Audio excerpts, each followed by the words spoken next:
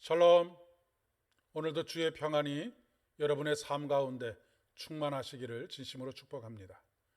오늘은 시편의 말씀, 욥기서의 말씀, 고린도전서의 말씀 중에서 고린도전서 9장 1절로 16절까지의 말씀을 중심으로 해서 주여 나를 평화의 도구로 써 주소서라고 하는 제목으로 함께 말씀을 나누려고 합니다.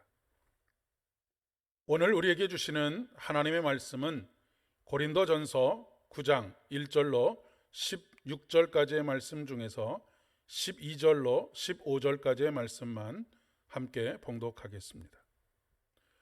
다른 이들도 너희에게 이런 권리를 가졌거든 하물며 우리 일까 보냐. 그러나 우리가 이 권리를 쓰지 아니하고 범사에 참는 것은 그리스도의 복음에 아무 장애가 없게 하려 함이로다. 성전의 일을 하는 이들은 성전에서 나는 것을 먹으며 제단에서 섬기는 이들은 제단과 함께 나누는 것을 너희가 알지 못하느냐. 이와 같이 주께서도 복음 전하는 자들이 복음으로 말미암아 살리라 명하셨느니라. 그러나 내가 이것을 하나도 쓰지 아니하였고 또 이 말을 쓰는 것은 내게 이같이 하여 달라는 것이 아니라 내가 차라리 죽을지언정 누구든지 내 자랑하는 것을 헛된 대로 돌리지 못하게 하리라. 아멘. 현대인들은 자신이 가져야 할 그리고 누려야 할 권리를 참 소중하게 생각합니다. 이전 시대보다 개인의 권리를 존중하고 상당 부분 개인의 권리를 존중하는 것으로 사회적 분위기가 흘러가고 있습니다. 참 바람직한 현상이라고 생각합니다. 개인의 권리가 침해된다라고 생각하면 또 굉장히 민감하게 반응하기도 합니다. 그럴 수 있다고 봅니다. 그리고 때때로 그래야만 한다라고 생각합니다. 하지만 한 가지 아쉬운 것은 개인의 권리를 강조하다 보니까 공동체나 공동체의 선을 위한 헌신과 희생이 점점 줄어들어가는 것이 아닌가라고 하는 생각을 하게 됩니다.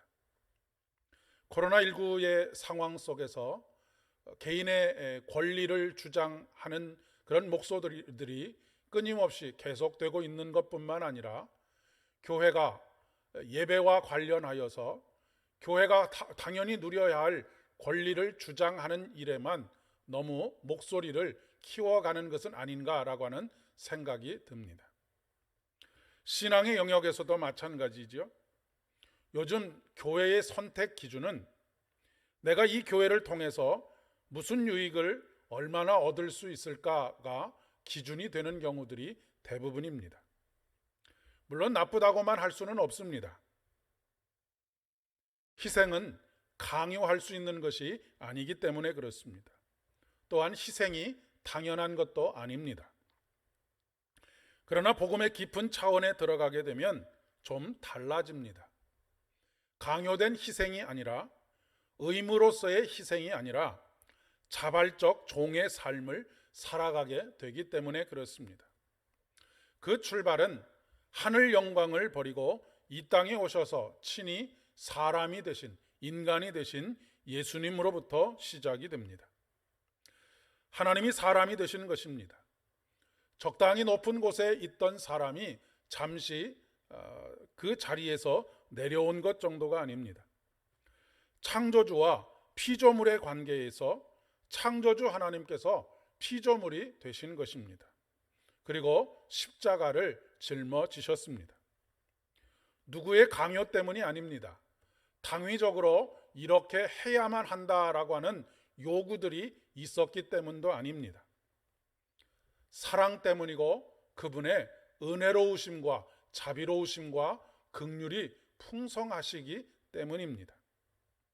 그 사랑을 깨달은 사도 바울은 그 당시 순회 전도자들이 누릴 수 있는 당연한 권리를 내려놓고 있는 것을 오늘 말씀 속에서 발견하게 됩니다. 그렇게 함으로 인해서 존경받으려고 하는 욕심 때문이 아닙니다. 그렇게 사는 것이 불편하지 않기 때문도 아닙니다. 단지 우리가 이 권리를 쓰지 아니하고 범사에 참는 것은 그리스도의 복음에 아무런 장애가 없게 하려 함이로다라고 고백하고 있습니다. 하나님의 사랑 때문에 형제 자매에 대한 사랑으로 그 모든 권리를 내려놓고 있다라고 하는 고백입니다. 오늘날 교회 안에 영광을 취하려고 하는 사람들은 점점 많아지는데 십자가를 짊어지려고 하는 사람들은 점점 줄어들어가고 있습니다. 십자가의 영광, 십자가가 영광의 십자가가 되고 있는 것입니다. 높아지려고 하는 사람들은 많은데 낮아지려고 하는 사람들은 많지 않습니다. 섬김을 받으려고 하는 사람들은 많은데 섬기려고 하는 사람들은 점점 줄어들어가고 있습니다. 나는 섬기는 사람입니까? 아니면 섬김을 받으려고 기다리고 있는 사람입니까? 나는 영광을 취하려고 하는 사람입니까? 나는 십자가를 짊어지려고 하는 사람입니까?